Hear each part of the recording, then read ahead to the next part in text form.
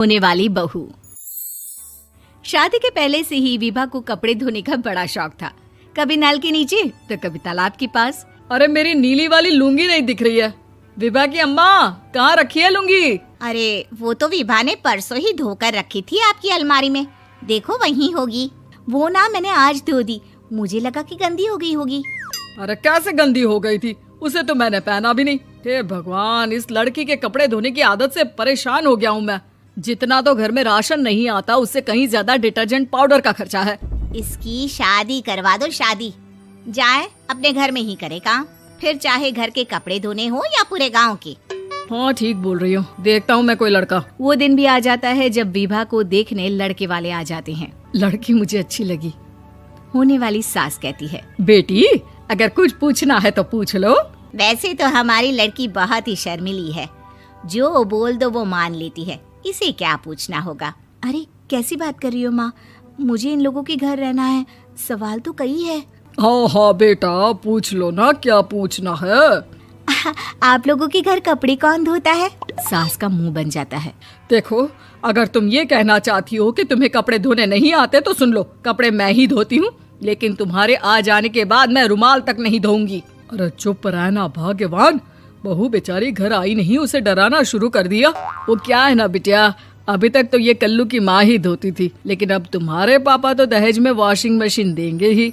तभी विभा की माँ बोल पड़ती है, सवाल भी पूछा तो क्या। वैसे भाई साहब, मशीन की तो फिर भी कपड़े धोने की कैपेसिटी होती है। मतलब जो बिटिया दे रहे हैं ना विभा, इसे कपड़े धोने का बहुत शौक है। ये आप लोगों के क्या, आस पड़ोस गांव मोहल्ले सबके कपड़े धो दे और उफ तक ना करे।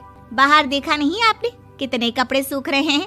सब हमारी बिटिया ने ही तो धोए हैं। बस भी करो ना माँ, शर्म आ रही इतनी तारीफ सुनकर।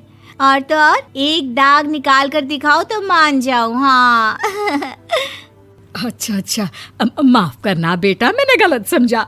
हमें तो रिश्ता बहुत पसंद है। और ऐसे जुड़ जाता है रिश्ता कपड़े धोने का शौक रखने वाली विभा का। उसकी शादी हो जाती है कोयला फैक्ट्री में काम करने वाले कल्लू के साथ। शादी के बाद अचानक विभा चिल्लाती हुई सास के पास आती है। सासू माँ, अरे सासू माँ कहाँ है आप? ये तो धोखा है, धोखा दिया आप लोगों ने मुझे। इसे ससुर के चक्कर के बारे में पता चल गया। अरे तो उसमें तुझे क्यों धोखा मिला है? अरे नल में पानी नहीं आता, कपड़े कैसे कब धुलेंगे? अच्छा, तू पानी नहीं आ रहा उसकी बात कर रही है। तो आपने क्या सोचा? कुछ नहीं। अच्छा, तेरी माँ ने कहा था कि कपड़े धोने का शौक है तुझे, याद आया मुझे। शौक बोलकर कपड़े धोने वाले मेरे जुनून को कम ना आके सासू माँ, कपड़ा धोना मेरा गुरूर है। तभी पति भी वहाँ आ जाता है। अभी मैंने इसे सनी देओल की फिल्म दिखाई है, उसी के डायलॉग मार रही है माँ। अच्छा सुन, साफ बता रही हूँ, पानी सुबह 4 से 6 और शाम को 10 से 12 आता है, समझी? विभा टाइमिंग सुनकर हैरान हो जाती है। ये क्या भूतों का मोहल्ला है? सुबह 4 बजे उठकर कौन कपड़े धोता है? 4 बजे टंकी में पानी जाता है, फिर सारा दिन धोना ना, किसने मना किया? अरे कैसी बात कर रही हैं? 200 लीटर की टंकी में कितने कपड़े धो लूंगी मैं? सुबह ही उठ जाऊंगी मैं। अब क्या था, विभा सुबह 4 से लेकर रात के 12 बजे तक कपड़े ही धोती रहती। एक रोज सास पड़ोस से निकलकर कहीं जा रही होती है कि साथ वाली कहती है, हाँ कल्लू की माँ, जरा ये बताओ कि 2 साड़ी है, 2 ब्लाउज और एक पेटीकोट और एक नाड़े वाला लंबा कच्छा। हाँ तो? अरे तो क्या, कितना लोगी धुलाई ये बताओ। धोबन दिख रहे हैं हम क्या? हमारे पति सरकारी नौकरी से अभी रिटायर हुए हैं और बेटा सुपरवाइजर है कोयला फैक्ट्री में। धोबन समझ रखा है हमें? हाय रे कल्लू की अम्मा, माफ कर दो, वो तो मोहल्ले में यही सब बता रहे थे कि तुमने बहू को कपड़ा धुलवाने के काम में लगा दिया है। सास को पड़ोसन की बात सुनकर गुस्सा आ जाता है। वो घर पहुंचती है जहां घर के बाहर ही इतने सारे कपड़े सूख रहे होते हैं जितने कि किसी धोबन के घर पर। अरे ओ कल्लू की दुल्हन, बाहर निकल। माँ जी यहीं आ जाओ, बाथरूम में चादर धो रहे हैं हम। अरे अभी हम धोते हैं, तुमको बाहर निकलो। ये आस पड़ोस वाले बोल रहे हैं कि हम बहू से कपड़े धुलवा कर उसे कपड़ा धोने वाली बना दिए हैं। अरे छोड़ो ना माँ जी, किन लोगों की बातों में आती हो? आस पास के लोगों का तो काम ही होता है कि वो किसी तरह सास बहू को लड़ा दे। बहू सारे घर के कपड़े धोती है, ये क्या कम है? बोलिए। सास को भी लग जाता है कि वो बहू का ये सनकीपन नहीं छुड़वा सकती, इससे अच्छा है कि खुद ही चुप हो जाए। एक रोज सास और बहू मंदिर जाते हैं, जहाँ सास की साड़ी वहाँ खड़ी भीख मांगने वाली से मिलती है। माँ जी क्या बात है, आपकी साड़ी उस भिखारन से कितनी मिल रही है ना? हाँ हाँ देखो तो, दोनों की साड़ी मिल रही है। क्या बात है कल्लू की अम्मा, तुम खुद को तो अफसर की बीवी बताती हो और ऐसी सिंपल सी प्लेन साड़ी पहनकर घूमती हो। सिंपल और प्लेन नहीं है ये साड़ी। तो क्या सोने के धागे से फूल बने हैं?